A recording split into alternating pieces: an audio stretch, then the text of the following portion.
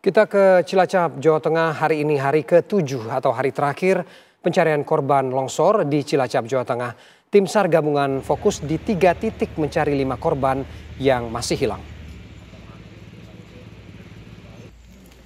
Di hari terakhir pencarian, Basarnas tidak menutup kemungkinan perpanjangan masa pencarian.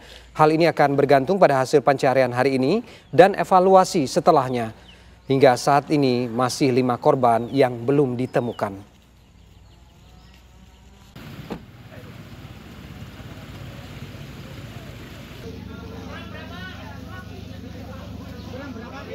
Satu ekskavator, 9 anjing pelacak, alkon, terus dan peralatan-peralatan yang lainnya, termasuk di dalamnya adalah kita menggunakan drone.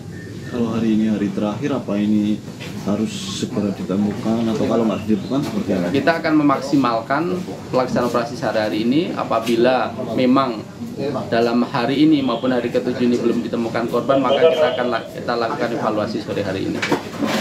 Ada perpanjangan atau? Ada kemungkinan diperpanjang. Sejumlah kejadian gerakan tanah dan longsor yang terjadi di wilayah Jawa Tengah, khususnya di Cilacap dan Banjarnegara, dipicu oleh kombinasi faktor alam dan aktivitas manusia. Hal tersebut dijelaskan oleh ahli geologi yang menilai meningkatnya curah hujan dengan intensitas tinggi dan durasi panjang menjadi pemicu utama instabilitas lereng. Selain faktor geologi alamiah, aktivitas manusia seperti pemotongan lereng dan untuk permukiman dan akses jalan juga turut memperlemah kestabilan kawasan dan memperbesar potensi terjadinya gerakan tanah. Dengan kondisi cuaca yang masih berpotensi ekstrim, masyarakat di beberapa kabupaten diminta meningkatkan kewaspadaan terutama di kawasan yang berada pada peta kerentanan tinggi. Kemudian menuju ke timur ke arah Banjarnegara, itu memang sudah mulai ada perubahan warna merah yang semakin dominan dengan curah hujan yang tinggi. Dan kami pun meminta untuk waspada dan siap siaga untuk kabupaten diantaranya, yaitu setelah Cilacap, terlihat di bagian timur utara ada Kabupaten Banyumas, kemudian masuk ke Kabupaten Purbalingga, dan baru Banjarnegara, bahkan masuk di Wonosobo. Nah, ini mencerminkan bahwa kondisi curah hujan yang tinggi itu telah mempengaruhi perubahan peta gerakan tanah dari warna kuning menjadi warna merah. Ini menjadi kewaspadaan untuk kabupaten yang tadi disebutkan. Lalu apa yang kemudian menjadi penyebab tanah bergerak dan juga longsor di sejumlah wilayah di Jawa Tengah? Kita terhubung dengan Kepala Badan Geologi Kementerian SDM M. Wafid. Selamat siang Pak Wafid. Selamat siang, Mas. Ya, Pak Wafid, terima kasih. Pak Wafid, mungkin bisa dijelaskan apa sebenarnya yang menjadi penyebab terjadinya fenomena tanah bergerak dan longsor ini, Pak, yang bisa mungkin dipahami secara awam begitu, Pak? Baik, terima kasih. Mungkin tadi sudah diawali oleh Pak Kapus menjelaskan bagaimana proses apa yang sudah terjadi terkait dengan gerakan tanah ataupun longsor akibat curah hujan ini. Memang di 2 lokasi, yang pertama di Cilacap dan yang kedua ada di Banjarnegara, ini dari sisi morfologi ataupun landscape-nya memang merupakan daerah dengan kondisi yang curam. Nah, dengan kemudian material tanah pelapukannya juga tebal, karena sebagai daerah tropis memang begitu, Mas. Oke. Pelapukan itu sangat dipengaruhi oleh cuaca, dan pelapukan yang ada di Banjarnegara, khususnya kejadian longsor yang ada di Banjarnegara itu ada juga di-trigger oleh keberadaan yang kami namakan formasi halang. Formasi halang ini Apa itu, Pak? mempunyai sifat plastik. Formasi yang mempunyai lapisan batuan berupa clay dan napal, yang itu secara sifat fisiknya itu plastis dan mudah jenuh. Dan itu merupakan bagian yang menjadi bidang gelincir daripada kejadian longsor-longsor besar yang terjadi di Banjarnegara. Dan itu sudah diidentifikasi sebenarnya. Pak. Tapi kalau yang ada di Cilacap itu memang ketebalan pelapukan ini lebih dari 10 meter. Dan juga di daerah pelapukan di bawah itu mengalami pengkekaran dan kekar-kekar yang ada di bawah, sehingga daerah-daerah yang mengalami itulah yang menjadi bagian lemah dari kejadian longsor ini. Oke, Gitu, berarti Mas. artinya kemudian sudah ada indikasi bahwa daerah yang tadi Anda sebutkan ini mempunyai kerawanan Ya, tinggi, begitu ya, dengan ya, ya, pemicu-pemicu tadi yang sudah Anda sebutkan. ya. Bagaimana kemudian ada faktor manusia juga yang berperan di situ? Menjelaskan ini bagaimana, Pak Wafid? Oke, begini. Jadi kalau kita bicara masalah longsor sebenarnya itu adalah kalau di bahasa geologinya itu secara natural memang begitu terjadi denudasi namanya. Ya, Denudasi atau kesesuaian stabilitas lereng yang secara alamiah terjadi. Nah, proses denudasi itu bisa diakselerasi oleh kegiatan manusia atau antropogenik, baik itu pemotongan lereng, kemudian seperti itu. Jadi pemotongan lereng, pemanfaatan lahan yang perubahan pemanfaatan lahan dan sebagainya, itu akan merubah karakteristik dari secara natural menjadi sesuatu yang dipercepat untuk terjadinya denudasi. Begitu, Mas. Oke. Gampang bisa diterimanya begitu tuh. Bisa dikatakan kemudian kawasan ini yang sudah rentan dan kerawanan tinggi ini tidak bisa lagi ditempati dan dimanfaatkan untuk kehidupan dan berlangsungnya aktivitas manusia di sana ya Pak ya? Iya, kita harus mengidentifikasi sebagaimana kita tadi sudah disebutkan oleh juga Pak Kapus bahwa kita selalu membuat rekomendasi teknis berupa daerah-daerah atau zona-zona yang rawan terjadinya bencana secara tinggi, menengah. Itu dua menengah dan tinggi itulah yang harus kita waspadai. Di mana tekuk lereng kita juga harus waspadai, jarak dari lereng itu harus seperti apa, buffer dari sungai seperti apa untuk pemanfaatan lahan ya. Itu yang harus diketahui betul oleh masyarakat dan juga tata ruang di situ. Pak Wafid melihat juga cuaca juga masih cukup ekstrim dan faktor alam juga tidak menentu begitu ya, sehingga membuat kerentanan dan kerawanan ini semakin membesar. Mitigasi seperti apa yang harus disiapkan Pak? Apa antisipasi lebih lanjut atau dalam jangka panjang agar kejadian-kejadian ini juga tidak terjadi di daerah-daerah yang rentan tadi?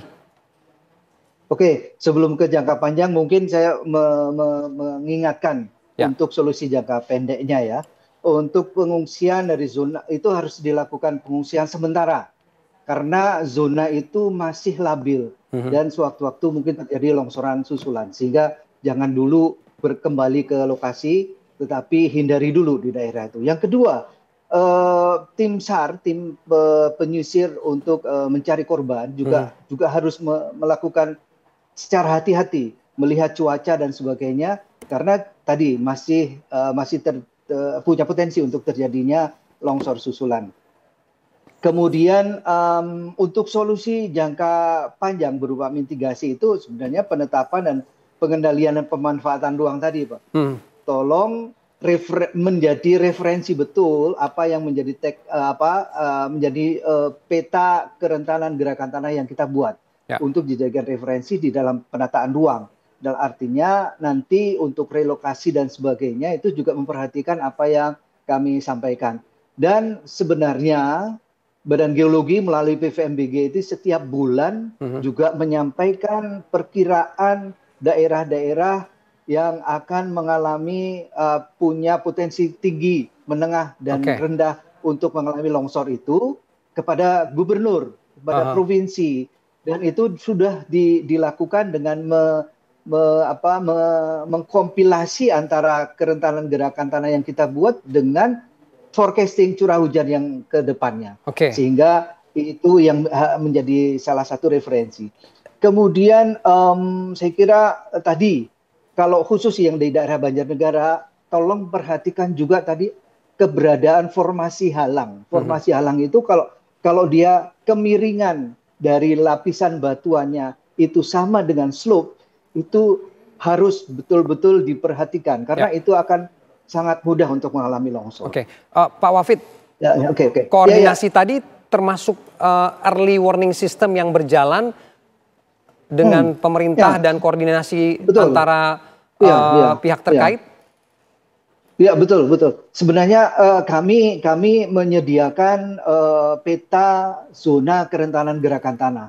Ya. Nah, untuk di lapangan masih perlu ada monitoring, khususnya di kondisi curah hujan yang tinggi seperti saat ini. Itu memang harus diperhatikan juga apakah ada retakan-retakan di atas.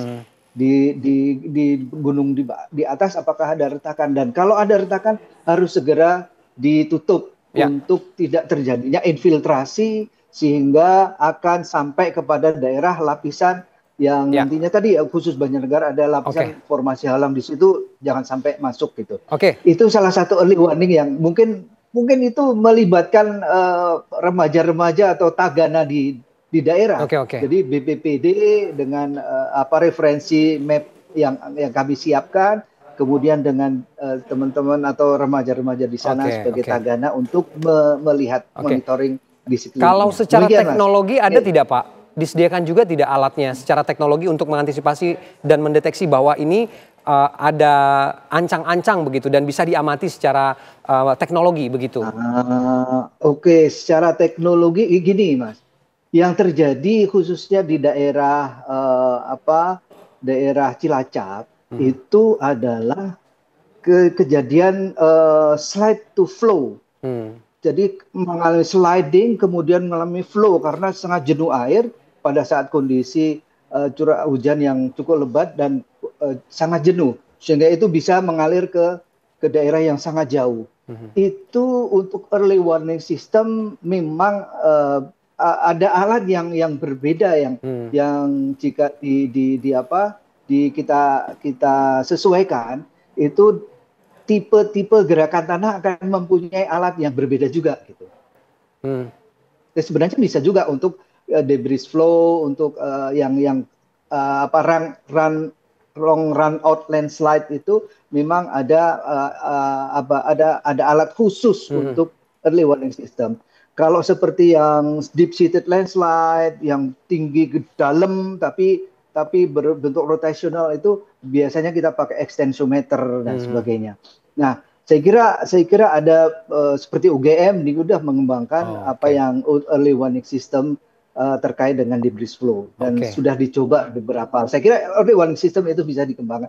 Dan di BPTKG dari Badan Geologi atau bagian dari eselon 3D BPPTKG itu di Yogyakarta itu juga mengembangkan early warning system dan teknologi untuk pemantauan gerakan tanah dan juga kebencanaan geologi. Dan termasuk masyarakat juga bisa melihat tanda-tanda itu ya, Pak Wafid ya?